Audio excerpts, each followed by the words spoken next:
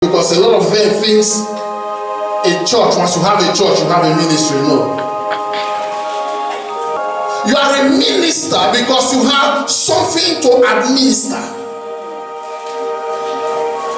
If you don't have what you are administering, maybe you are a minister in the making.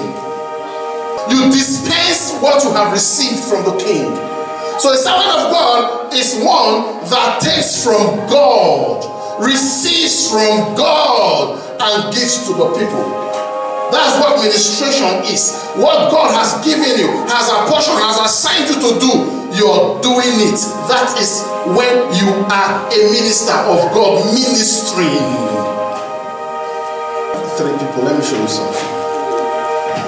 You see, we don't have a lot of pastors in Europe that God is using. I'm showing you the reason. They do not have a ministry. You hear what I said? They do not have a ministry. Go to their Facebook. You will see one place they are preaching, or they have preached a sound message. You will find. Where they pray somebody got hit, you will find. Okay, let's say they are teachers. Where they taught, you will find one video. Is that somebody, some musician somewhere? That's what you see. They are always there to say, I want to give my opinion on what this man of God said. I disagree to what this man of God did. They are bloggers. Don't listen to pastors that are bloggers. They have nothing from heaven to offer.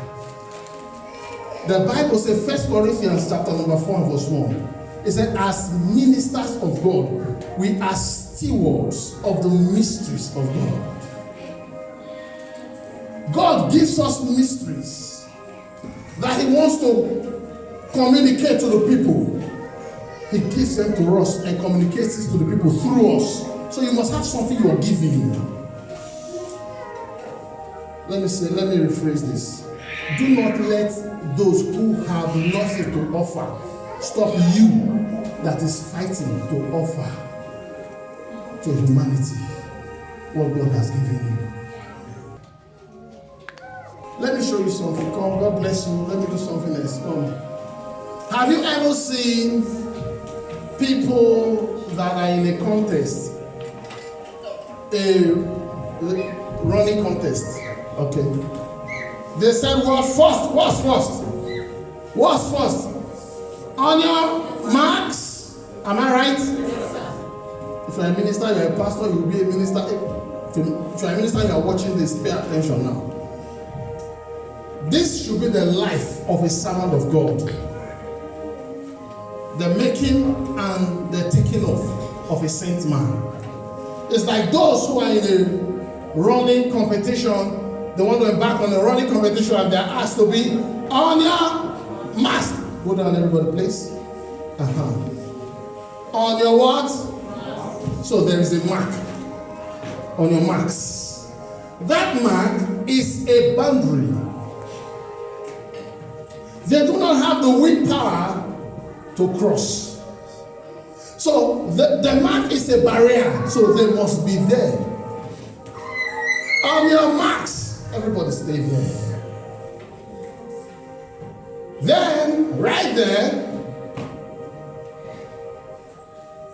they are receiving from the Lord. I've moved to the spiritual version now, right? They are receiving from the Lord because they have not been sent. They are about to be released, but they have not been released. Did you get that? So right here, they are receiving. Then it gets to a point. What's the next thing? Get set. What happens? Everybody get set. That's how you get. Is that the position? Now all of these ones are waiting for the command. Go! So that they take off. Hear me, pastor. Hear me, man of God. It's where you know if you have a ministry or you don't have a ministry. Now, not you by the grace of God, but let me use you. If this man, while they were all waiting on their marks, said, if this one has not received anything from the Lord, then while waiting, this one has received something. While waiting, this one has received something from the Lord. If they hear, go, this one that has not received something is not the one they are talking to. You go. They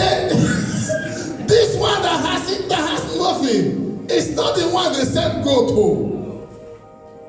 Are you getting me? Yes. These ones that responded to that go, while they were waiting, they have received. So what this one should do is, when people turn and say, why didn't you go and rent a hall like your mates to start a church? They say, I'm waiting on the Lord. Why are you not holding a big Bible and going everywhere and say, oh, now God has sent me? They say, no, I'm waiting on. You know why? Do you know why? Because he has not received anything from the Lord. He can't go. So that go doesn't concern him. And that's why you have people that are so impatient. They don't understand this spiritual principle. When they hear go, he will turn and look at this one. Gone. Look at the other one, gone. He said, me too. Go. He's also gone. But remember, he has nothing to offer. Then when he gets to the feed, he sees every other person begin to minister because they went with something. When they preach, it's different. Because they were taught some way, somehow in an encounter with God. They pray people get healed because they had an encounter with the healing angel of the Lord. So they had something, they were waiting for that go. And when they left, they went with something.